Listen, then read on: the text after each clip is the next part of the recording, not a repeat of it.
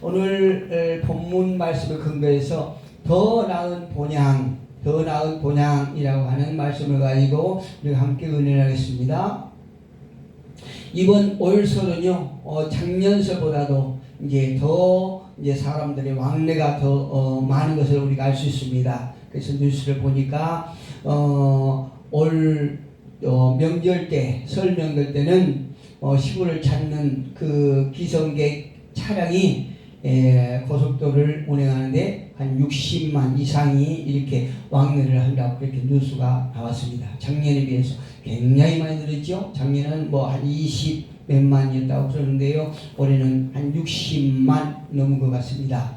이제 물론 그 코로나가 좀 완화되고 이제 확진자도 줄어들고 또 이제 특히 마스크 착용이 이제 거의 한 90% 이상 해제된 이런 관계로 인하여 그리던 그동안에 정말로 가고 싶었던 그 고향을 향해서 많은 사람들이 이렇게 가는 것을 우리가 볼 수 있습니다. 그러나 우리가 분명히 오늘 말씀을 통해서 우리의 본향은 이곳이 이 땅이 이 세상이 아님을 우리가 분명히 기억하셔야 됩니다. 우리에게는 더 나은 본향이 있습니다. 오늘 본문 16절에 보니까 저희가 이제는 더 나은 본향을 사모한다 이렇게 말하고 있죠. 그들이 이제는 더 나은 본향을 사모하니 곧 하늘에 있는 것이라. 이러므로 하나님이 그들의 하나님이라 일컬음을 받으심을 부끄러워하지 아니하시고 그들을 위하여 한 성을 예비하셨다 이렇게 말씀하고 있습니다. 이 말씀처럼 우리 성도들은 이 세상에 있는 고향이 아니라 하나님께서 예비하신 하나님 나라 곧 본향이 있다는 것을 우리가 분명히 기억하실 필요가 있다는 얘기입니다. 오늘 또 우리는 더 나은 본향인 하나님 나라를 사모하는 또한 사람입니다. 명절이 되면 사람들이 고향을 찾아가듯이 성도들은 하나님 나라로 가는 준비를 해야 하는 것입니다. 이 땅에서 우리가 영원히 있을 그런 땅이 아니기 때문에 하나님께서 예비하신 그 땅을 향하여 우리가 이 땅에서 열심히 준비해야 되는 이런 자세로 신앙생활을 해야 된다는 얘기입니다. 마태복음 25장 34절에서 보면 예수님께서 저와 여러분에게 이렇게 말씀하십니다. 창세전에 예비된 나라를 받으라 이렇게 말씀하시죠. 창세전에 예비된 나라 누구를 위해서요? 저와 여러분을 위해서 그 나라를 받으라고 분명히 말씀하고 계십니다. 우리의 육신은 보이는 고향에 가지만 중심 신앙만은 하나님께서 예비해 두신 본향을 사모하여 달려가는 마음이 있어야 될 줄로 믿습니다. 그렇다면 오늘 성경 말씀을 통해서 본향을 사모하는 사람들이 어떤 사람인가 이렇게 한번 보면요. 먼저 오늘 본문에 나오는 아브라함은요. 하나님으로부터 내가 네게 보여줄 땅으로 가라 라고 하는 명령을 받습니다. 그런데 그 명령을 받고 아브라함이 어땠다는 것입니까? 즉시로 떠났다는 얘기입니다. 즉시로 그 땅을 떠났다라고 말합니다. 그런데요, 이 말씀 속에서 아브라함은 하나님께서 내게 보여줄 땅으로 가라라고 명령하실 적에 그 땅이 어디인지 알지 못하고 떠났다는 얘기입니다. 아브라함이 하나님께서 명령하셨지만 그 명령을 따라서 그 즉시로 떠났으나 그러나 하나님께서 말씀하신 땅이 가라 하신 땅이 어딘지를 모르고 떠났다고 얘기합니다. 그 말의 의미는 무엇입니까? 오직 하나님의 말씀을 믿고 하나님을 믿고 믿음으로 떠났다는 의미가 있지요. 그는요 훗날 가나안 땅에 이르렀을 때도 그는 그곳이 하나님이 자신과 후손에게 주리라고 하신 약속의 땅인지 몰랐다고 창세기 12장 5절과 6절에서 말합니다. 그런데 창세기 2장 7절에 가서 보면 하나님께서 다시 나타나셔서 가르쳐 주신 후에야 이곳이 하나님께서 나에게 약속하신 땅이구나 이거를 알게 됩니다.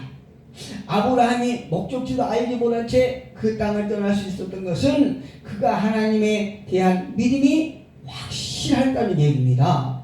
우리도 아브라함과 같은 이런 확실한 믿음을 가지고 있다면 우리가 이 땅에서 미래를 가지고 욕심을 부리고 죄악 가운데에서 하나님을 보는 눈이 흐려지는 이런 우를 범하지 않을 줄로 믿습니다. 우리도 하나님이 말씀하신 성경을 통해서 말씀하신 예비하신 그 성을 사모하며 바라보는 믿음이 저와 여러분에게 있었으면 참 좋겠습니다.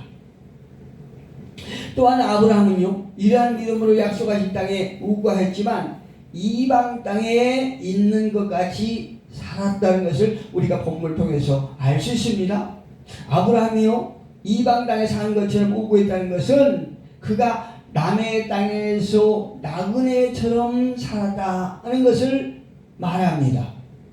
아브라함은요, 하나님으로부터 그 땅을 유업으로 주실 것이라는 약속을 받았지만 그는 죽을 때까지 매장지 외에는 아무 땅도 차지하지 못했다는 것을 볼 수 있어요.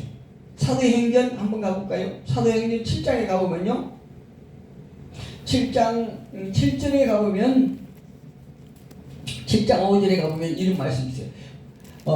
아브라함이 갈대아 사람의 땅을 떠나 하란에 거하다가 그의 아버지가 죽음에 하나님이 그를 거기서 너희 지금 사는 이 땅으로 옮기셨느니라. 그러나 여기서 발 붙일 만한 땅도 유업으로 주지 아니하시고 다만 이 땅을 아직 자식도 없는 그와 그의 후손에게 소유로 주신다고 약속하셨다고 이렇게 말씀하고 있지요.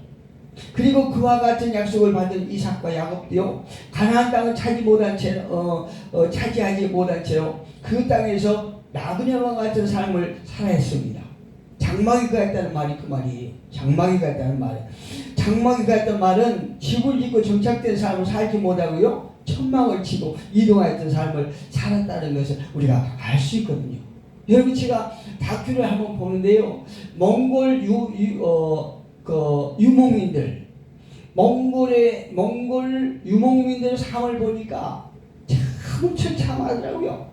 봄에 그 넓은 평화에서 많은 말과 양과 염소를 먹이다가 겨울이 되니까요, 이게 눈보라 거기에 칠까합니까? 그러니까는 그 많은 수백 마리의 양과 염소, 양을 거느리고요, 그 가족들이 짐을 싸가지고 이제 봄이 있는 곳으로 떠나가잖아요.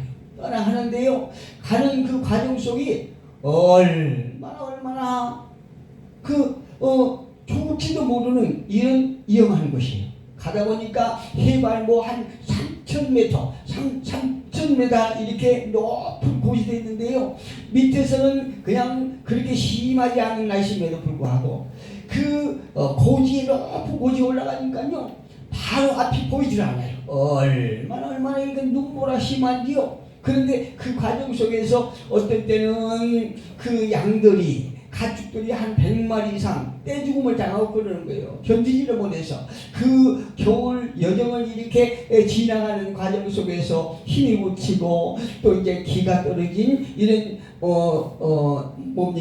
가축들은 그 거리에서 그냥 죽고 마는 거예요. 그런데 몽골민 한 사람 중에서 그 PD가 물어보는 거예요. 이렇게 과정 속을 매번 해야 됩니까? 이러니까는 그 몽골 유목민이 하는 말이, 그렇지요. 우리가 인간이 자연의 법칙을 어길 수도 없지 않습니까? 이 말이 참 명답인 거예요. 이 하나님께서 주신 이 땅에 자연의 법칙을 어길 수가 없는 거예요. 그러나 그 사람들이 항상 이렇게 삶을 보면은 가다가 이제 너무 피곤하고 지친 나머지 거처를 치는데요, 한 30분 만에 장막을 딱 치는 거예요. 자기들이 하루 묵고 갈 그런 쉼터를 만드는데요, 한 30분 정도 되니까 그 큰 장막을 딱 치는 거예요. 그러다가 이제 갈 때가 되니까 하루 쉬고 그 장막을 순식간에 걷어서 또 탁 챙겨가지고 또 가는 거예요. 오늘 이 본문 보면은 몽골 유목민들의 삶하고 똑같은 것을 우리가 알 수 있어요. 아브라함과 이삭과 야곱 역시 이 땅에서 어떤 터를 만들어서 거기다 집을 짓고 살았다는 것이 아니고요, 장막을 치며 그 장막 안에 거했다라고 말하고 있지 않습니까? 집을 짓고 정착된 삶을 살지 못하고 천막을 치고 이동하는 삶을 살았다는 것을 말하고 있어요. 그러나 아브라함과 이삭과 야곱은 반드시 하나님께서 약속하신 그 약속이 성취될 것으로 믿었다는 얘기입니다. 할렐루야. 저와 여러분에게도 이런 믿음이 있으면 참 좋겠습니다. 아브라함이 이렇게 살았다는 것은 하나님의 경영하시고 지으실 터가 있는 성을 바라보았다는 얘기입니다. 오늘 본문 10절에 한번 봅니다. 오늘 본문 10절에 보니까 이는 그가 하나님이 계획하시고 지으실 터가 있는 성을 바랐습니다. 이렇게 말하고 있죠.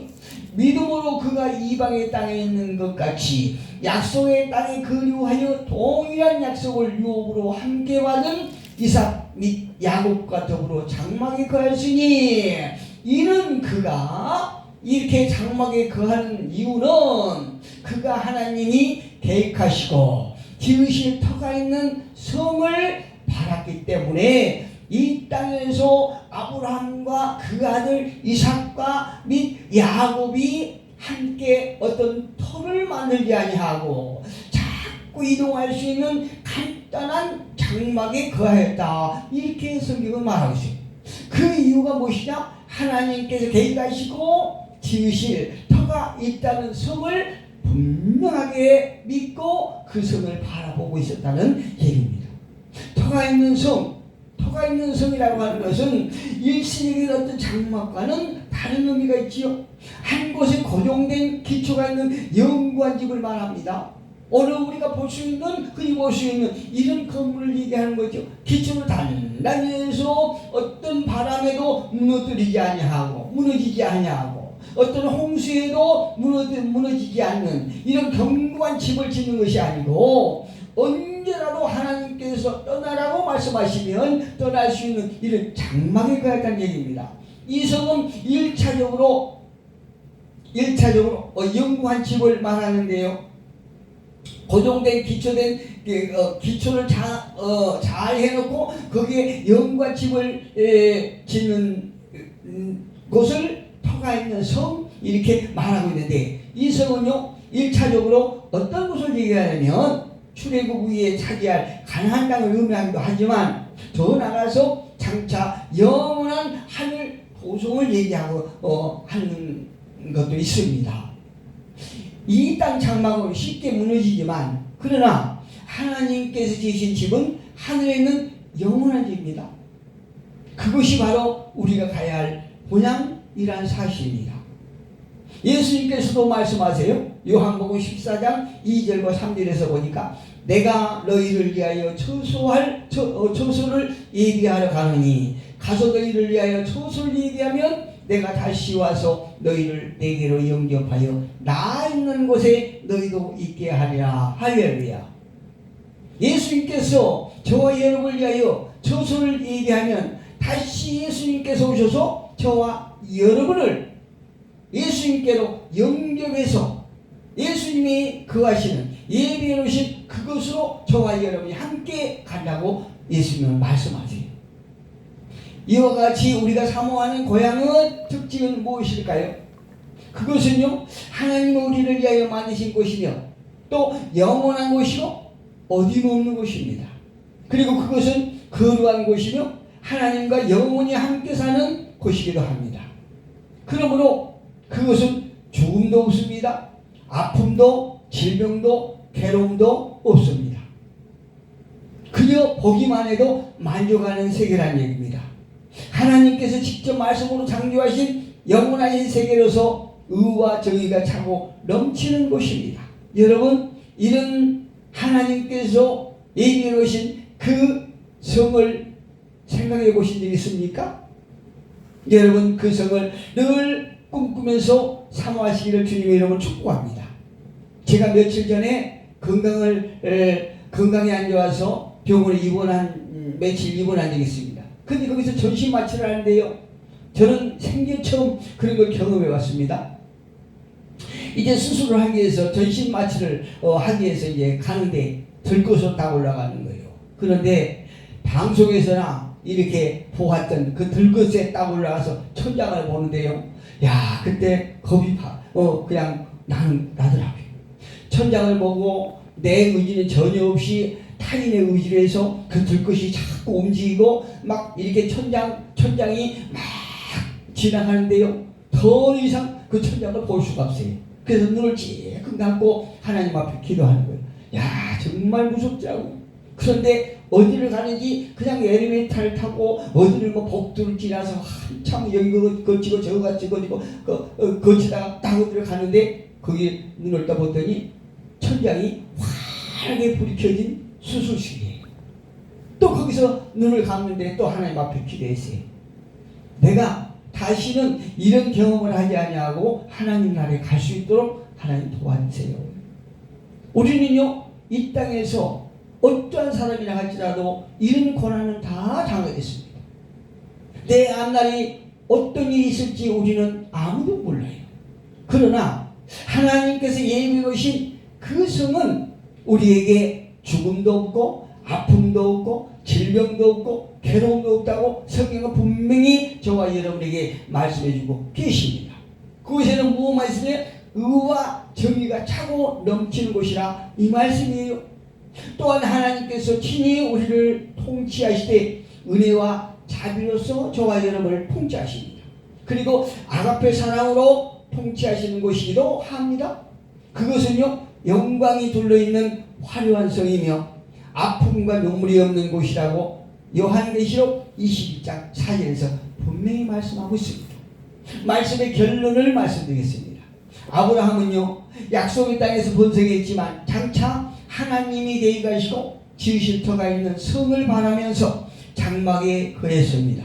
사라는 믿음으로 아이를 낳았지만 하나님이 약속하신 허다한 무리의 후손은 아직 그에게 미래의 일뿐입니다. 믿음은 당대의 하나님의 선하심을 맛보게 하지만 완전히 충만한 상태는 아닙니다. 성경은요, 더 나은 보장이 있다고 말씀합니다. 하나님께서 예비하신 곳입니다. 또한 주님이 계신 곳입니다. 내가 너희를 위하여 처소를 예비하러 가노니 나 있는 곳에 너희도 있게 하리라. 할렐루야. 요한복음 14장 2절과 3절 통해서 분명하게 약속하시죠. 주님께서 우리에게 주신 약속이 이것이요, 주님께서 우리를 위하여 하신 일이 바로 여기에 있습니다. 어거스틴은요, 고린도후서 4장 17절에 말씀하신 우리의 잠시 받는 환난에 경한 것이 지극히 크고 영원한 영광에 중한 것을 우리에게 이루려 함이라 라고 하는 그 고린도후서 4장 17절이라고 말씀하는 그 말씀을 통해서 이를 얻었다고 간증하고 있습니다.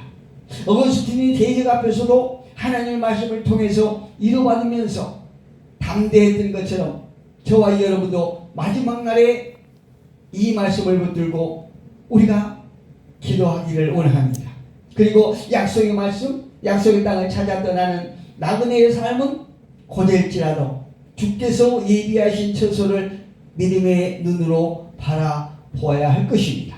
바로 이것이 고향을 사모하는 모습입니다. 돌아갈 고향이 없는 사람을 실향민이라고 말하지요.